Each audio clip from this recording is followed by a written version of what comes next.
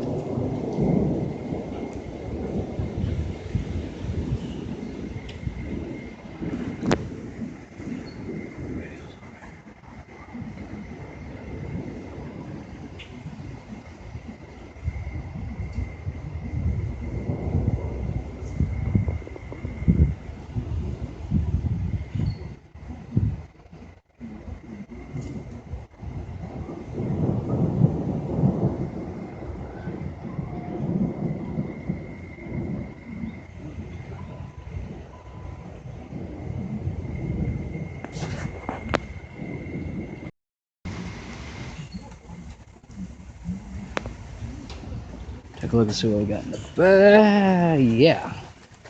Hello. Pop. It's pouring.